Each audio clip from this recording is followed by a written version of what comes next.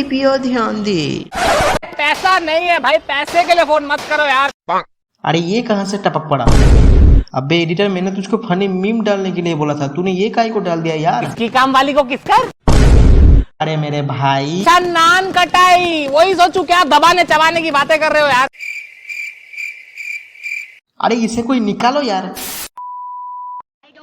हाँ, तुम ये बोल रहा था अगर तुम YouTube के गलियों में स्क्रॉल करते करते हमारे इस दुकान में गलती से आ गए हो तो पहले एक बात सुन लो, ये वीडियो बाकी वीडियोस की तरह स्टार्ट से लेके एंड तक सिर्फ थियोरेटिकल नॉलेज से भरा नहीं है। मतलब है 50 to 60% तक है, लेकिन इसके अलावा भी और भी बहुत चीजें हैं, जैसे कि स्लेव पॉइंट की तरह थोड़ा कॉमेडी है, संदीप माहेश्वरी सर के जैसा थोड़ा ज्ञान है, और हमारे जुनेजू भाई की तरह थोड़ा स्टोरी टेलिंग भी है। लेकिन अगर तुम उन लोगों में से हो जो सिर्फ थियोरेटिकल नॉलेज जानना चाहते हो तो तुम इस टाइम मशीन में बैठ के उस जगह पे जा सकते हो। धन्यवाद।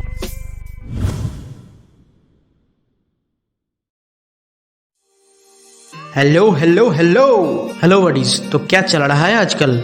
तो भाई लोग, तुम्हारे जीवन काल में कभी ऐसा हुआ है कि जिंदगी में सब कुछ अच्छा चल रहा है, कोई दिक्कत परेशानी की नामो निशान तक नहीं है, लेकिन तभी तुम्हारी किस्मत की जो काली चुड़ैल है वो जाग जाती है और तुमको बोलती है, अरे रवि तू खुश है? एक काम करता हूँ, तेरे को 8 असाइनमेंट देता हूँ, ये ले 8 असाइनमेंट। हाँ, या कह सकते हो उस वक्त से तुम्हारा बुरा वक्त शुरू होता है जो सुधरने की कोशिश तक भी छोड़ देता है। और ये सवाल अगर तुम लोग मुझसे पूछोगे ना तो ताज्जुब हो जाओगे, हक्का बक्का रह जाओगे, और अब मुझसे पूछोगे कि ये रिश्ता आखिर क्या कहलाता है, क्योंकि आज तक ऐसा कोई काम नहीं गया है जो किसी दिक्कत परेशानी से ना गुजरी हो। कई बार तो मैं भी पूछता हूँ, अरे पगली कितना खून चूसेगी, कभी तो अपना टेस्ट बदल, पर नहीं, हमको तो आपका ही खून पीना है, चाहे वो स्कूल में प्रोजेक्ट सबमिशन की लास्ट डेट हो या कॉलेज में लो अटेंडेंस का मोहब्बत का खत हो।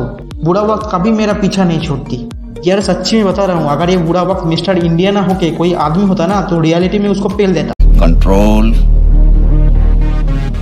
कंट्रोल उदय। ओ भाई, हम लोग यहाँ पर तेरे दुख भरी दास्तां सुनने नहीं आए हैं, ऐसे करके तू तो वीडियो के एंड में बोल ही देगा। जो लोग ये वीडियो देख रहा है ना, प्लीज मत देख।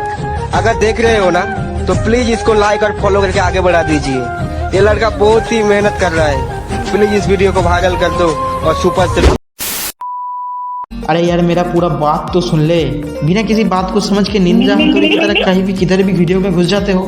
मैं निंजा हथौड़ी आ गया हूँ। हाँ, तो मैं इस चीज को अगर समराइज करूँ तो मैं ये बोल सकता हूँ कि मेरे जिंदगी में जितने भी अच्छा या बुरा वक्त आया है उन सब से मैं अभी भी सीख रहा हूँ। गौर फरमाइएगा, सीखा नहीं हूँ, सीख रहा हूँ कि किसी भी वक्त में बहना नहीं है, बस उसमें बैलेंस करके जिंदगी को जीना है, नहीं तो जिंदगी बुरा मान जाती है। पर ये बात इलेक्ट्रॉन्स को कौन समझाए, क्योंकि उनका भी हाल कुछ मेरे जैसा ही है। वो तो बुरा वक्त को छोड़ना चाहता है लेकिन बुरा वक्त पीछा नहीं छोड़ना चाहती। इलेक्ट्रॉन्स का बुरा वक्त? जी हाँ, बात ही कुछ ऐसा है। और इस बात की जो मुख्य किरदार है उनके डर से इलेक्ट्रॉन्स कतराते हैं किसी भी सर्किट में बहने के लिए। तो आज मैं तुम लोगों के साथ उस शख्स की कुछ पलों को जिएंगे और समझेंगे कि क्या है उनकी इस दहशत का राज। तो रोबोट जी, बुला लीजिए उनको।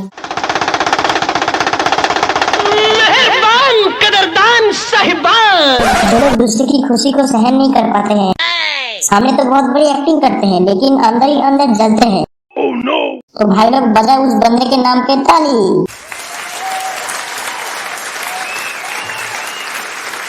अरे अरे, शुक्रिया शुक्रिया, अपन को इतना इज्जत देने के लिए शुक्रिया। तूने ऐसा क्या बोला रे, इसको ये सब इज्जत लगने लगा? अरे अरे बेड़ो, उसने सब कुछ सही तो बोला, पर क्या है ना, आज तक लोगों ने अपन के बारे में जितना भी बुरा वाला बोला है उसके सामने ये चंद सब तो कुछ भी नहीं है। और अपन इधर इसीलिए आया है कि अपन अपने को गलत साबित कर सके, क्योंकि अपन को भी चाहिए फुल इज्जत। मतलब तुम ये बताना चाहते हो कि गलती तुम्हारी नहीं है, गलती इलेक्ट्रॉन्स की है? बिल्कुल। अच्छा बेड़ो, अपन को एक बात बताओ, बुरा वक्त कब आता है? जब किसी ने अतीत में, यानी अरे उसको अंग्रेजी में क्या कहते हैं, पास्ट। हाँ भाई, अगर कुछ गलत काम करते हैं तो आज नहीं तो कल भुगतना तो पड़ेगा ना। तो इलेक्ट्रॉन के हिसाब से अगर इस समय उन सब का बुरा वक्त चल रहा है तो जाहिर सी बात है उन सब ने भी कुछ, क्या कहते हैं उसको, पास्ट में कुछ गलत काम किया होगा। बात में दम तो है। फिर अच्छा ये मसला क्या है, जरा खुल के बताना। तो ये बात है उस समय की। ओ भाई, क्या खुल के बताने का मतलब ये नहीं कि पूरा हिस्ट्री बताने लग जाओगे, इसका मतलब है कि थोड़ा छोटा करके बताओ। और भाई तुमको भी बोलता हूँ, वॉच टाइम बढ़ाने के लिए कुछ भी करोगे वो बताया जा रहा है, तुम सुन भी रहे हो। ठीक है भीरू, ठीक है, एकदम शॉर्ट में बताता हूँ, एकदम शॉर्ट में। तो इस मसले के पीछे जो कारण है ना, वो है इलेक्ट्रॉन्स का छिछोड़ापन। छिछोड़ापन? हाँ, क्योंकि जब इलेक्ट्रॉन्स को किसी सर्किट में फ्लो करने के लिए इजाजत दिया जाता है तो उन सब का छिछोड़ापन बढ़ जाता है, जिसके कारण दिक्कत झेलनी पड़ती है उन सारे कंपोनेंट्स को जो ये सब छिछोड़ापन झेल नहीं पाते हैं। तो इलेक्ट्रॉन्स की इस छिछोड़ेपन को घटाने के लिए अपन को इधर जिम्मेदारी दी जाती है और बोला जाता है कि जाओ एक एक की सुझाओ। अच्छा बेटा, तो ये कहानी है। और हम तो यहाँ पर सोच रहे थे कि ये तो अल्लाह का बंदा है, इसके साथ ऐसा बुरा सलूक क्यों हो रहा है। और अब मेरे दिल में चल रहा है कि छाती फोड़ बाबू भैया तुम ठीक हो? मार साले का खोपड़ी तोड़ साले। चलो ये सब के बारे में तो जान लिया, अब थोड़ा अपने बारे में भी बताओ। अरे अपन के बारे में क्या बताना, अपन तो एक छोटी सी चीज है जो किसी सर्किट में एक किरदार निभाते हैं। हाँ, पर अगर वो छोटी सी किरदार कोई नहीं निभाएगा तो बाकी जो सारे सेंसिटिव कंपोनेंट्स है उनका तो धजिया ही उड़ जाएगा ना। हाँ वो तो है। फिर बताओ थोड़ा। अरे कल तक लोग सिर्फ तुम्हारे गलत साइड के बारे में ही जानते थे, आज थोड़ा अच्छे साइड के बारे में भी जान ले। ठीक है, आप इतना जोर दे रहे हैं तो आप उनके बारे में सबको बता देते हैं। तो मेरे लोग, अपन का नाम है रजिस्टर, नाम तो सुना नहीं होगा। मैं एक पैसिव इलेक्ट्रिकल कंपोनेंट हूँ। गौर फरमाइएगा, इलेक्ट्रिकल कंपोनेंट हूँ, इलेक्ट्रॉनिक्स नहीं। एक मिनट, पैसिव कंपोनेंट का जरा मतलब समझा दो। हाँ क्यों नहीं। तो आमतौर पर मार्केट में जितने भी कंपोनेंट्स देखने को मिलता है वो दो किस्म के होते हैं, एक है एक्टिव कंपोनेंट और दूसरा है पैसिव कंपोनेंट। हकीकत में इन दोनों कंपोनेंट्स के अंदर 26 का आंकड़ा है। और इसका वजह क्या है? वैसे तो वजह बहुत सारे हैं, लेकिन इसमें से जो प्रमुख कारण है वो रहे हमारे मुंह पर, अरे सॉरी माफ कीजिए, हमारे स्क्रीन पर। तो इन दोनों में से जो एक्टिव कंपोनेंट है वो अपने अंदर ऊर्जा उत्पन्न कर सकते हैं, या कह सकते हैं पावर जेनरेट। हाँ वही एकदम सही पकड़े हो, एकदम सही। और जो पैसिव कंपोनेंट है वो उस एनर्जी को अपने अंदर स्टोर कर सकता है। एक्टिव कंपोनेंट में जो कंपोनेंट्स देखने को मिलता है वो है diode, transistor, MOSFET, IC etcetera. और पैसिव कंपोनेंट में देखने को मिलते हैं अपन जैसे लोग, जैसे कि कैपेसिटर, इंडक्टर। मतलब एक तरफ है हार्ड वर्किंग और पैशनेट बंदा और दूसरी तरफ है कामचोर और लेजी बंदा। मैं क्या करूं, फिर जॉब छोड़ दूं? यहाँ पर एक और चीज के बारे में सबको बताना चाहता हूँ कि तुम लोगों के दुनिया में जैसे इकोनॉमिक क्राइटेरिया को मद्देनजर रखते हुए सोसाइटी के लोगों को पुअर, मिडिल क्लास, रिच, इन 3 कैटेगरी में रिमेजर किया गया है, ठीक वैसे ही अपन के दुनिया में भी एनर्जी स्टोर करने की क्राइटेरिया को मद्देनजर रखते हुए हम लोगों को भी अलग अलग कैटेगरी में मेजर किया गया है। जैसे कि अपन किसी भी सर्किट में इलेक्ट्रॉन्स की बहाव को रोक सकते हैं, इसीलिए अपन को रेजिस्टेंस का नाम दिया गया है। ठीक ऐसे ही बाकी सब कंपोनेंट्स को भी कुछ और नाम दिया गया है। इसीलिए तुम लोग किसी को ये बोलते नहीं सुनोगे कि ए उस सर्किट में कितना रेजिस्टर है रे, बल्कि ये बोलते सुनोगे कि ए उस सर्किट में कितना रेजिस्टेंस है रे। समझ रहे हो ना? हाँ पगली बिल्कुल समझ गई। अच्छा एक बात बताओ, मैंने सुना है कि तुम्हारे बहुत सारे भाई बहन हैं। हाँ सही सुना। तो थोड़ा उनके बारे में भी बताओ। अरे नहीं यार। अरे क्या होगा बताओ ना। अरे नहीं। अरे बताओ ना। अरे नहीं ना। बताता हूँ। तो जैसे कि यहाँ पर देख सकते हो 2 किस्म के रजिस्टर देखने को मिलता है, एक है लीनियर रजिस्टर और दूसरा है नॉन लीनियर रजिस्टर। इसमें से जो लीनियर रजिस्टर है वो है, ऐसे में बड़ा सख्त लौटना।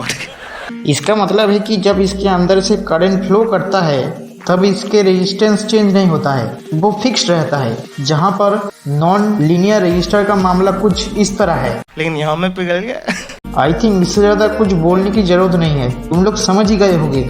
इस तरह के रजिस्टर के गलियों में हम लोगों को देखने को मिलता है थर्मिस्टर, एलडीआर, वैरिस्टर जैसे बंदे। और दूसरी गली में अगर नजर डालोगे तो हमें देखने को मिलता है दो और किस्म के रजिस्टर्स। पहला है फिक्स रजिस्टर और दूसरा है वेरिएबल रजिस्टर। अपन को लगता है कि इन दोनों का नाम सुन के तुम लोगों को पता चल ही गया होगा कि इन दोनों का किरदार कैसा है। लेकिन एक बात बताओ, वेरिएबल रजिस्टर और नॉन लीनियर रजिस्टर में डिफरेंस क्या है? क्योंकि वेरिएबल रजिस्टर भी तो अपने रेजिस्टेंस को चेंज कर सकता है। हाँ, रेजिस्टेंस चेंज तो कर सकता है, लेकिन इसमें फर्क है कि रेजिस्टेंस को हम मैनुअली चेंज कर सकते हैं, लेकिन जो नॉन लीनियर रजिस्टर है वो ऑटोमेटिकली अपने रेजिस्टेंस को चेंज कर सकता है। ओह अच्छा। इस तरह के रजिस्टर के गलियों में जो रजिस्टर देखने को मिलता है वो है potentiometer, rheostat, trimmer register etcetera. और अगर इस गली को छोड़ के दूसरी तरफ नजर घुमाते हो तो जो गली दिखती है ना वो है अपन की पंटल लोगों की एरिया, या बोल सकते हो जकीर भाई की एरिया। ऐसा क्यों?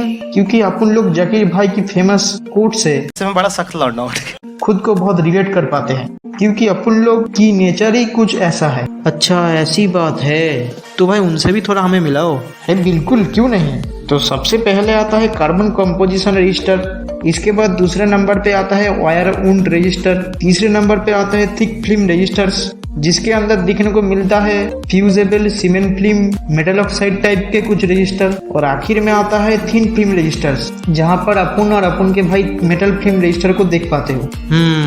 ऐसे तुम्हारा खानदान बहुत बड़ा है नहीं? अकेला एक आदमी को समझने में तो पूरा एक दिन लग जाएगा। अरे पहली बार मेरा भी हालत कुछ ऐसा हो गया था। मैं नहीं मानता।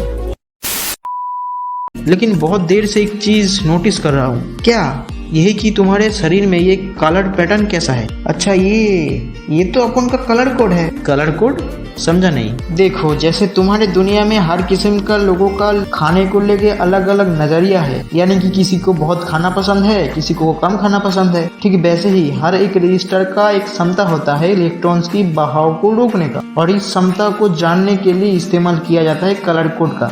इस कलर कोड में जितने भी कलर देखने को मिलता है उन सब का एक स्पेसिफिक नंबर रहता है, जिसके मदद से हम उस रजिस्टर की एक्चुअल वैल्यू को जान सकते हैं। आमतौर पर रजिस्टर में ये 3 तरीके की कलर बैंड देखने को मिलता है, जिसमें से सबसे ज्यादा इस्तेमाल होता है 4 बैंड रजिस्टर। इसमें 3 चीज देखने को मिलता है, एक है डिजिट, दूसरा है मल्टीप्लायर और तीसरा है टॉलरेंस। ये अंधा है क्या?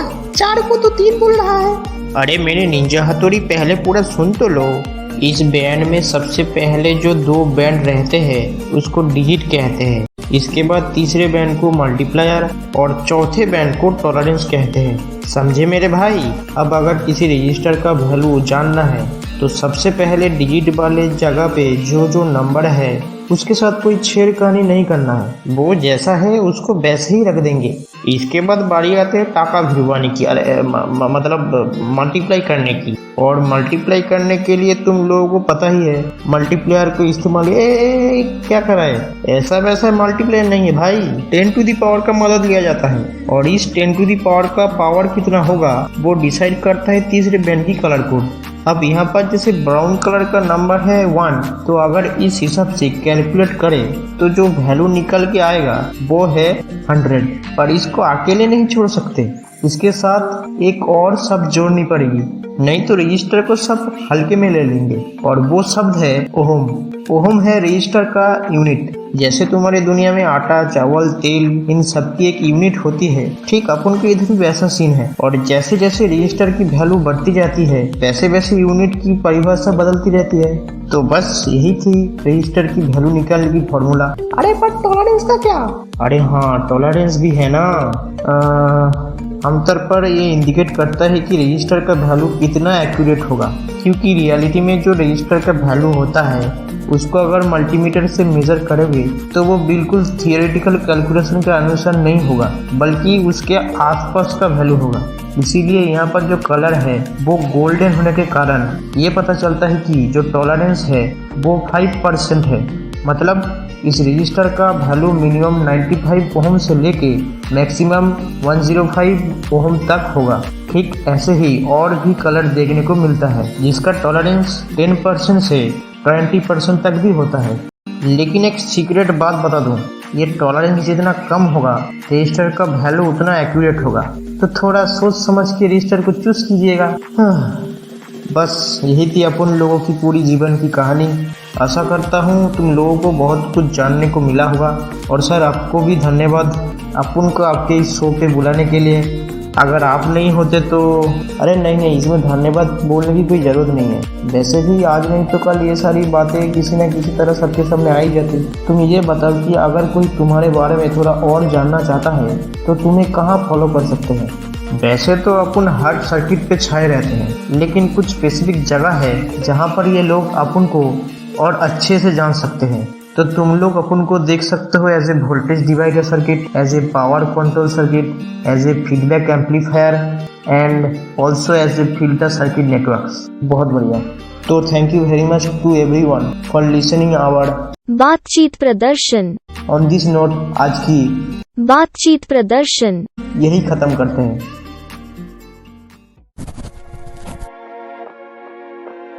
हाँ भाई, वीडियो देख ली, कैसी लगी?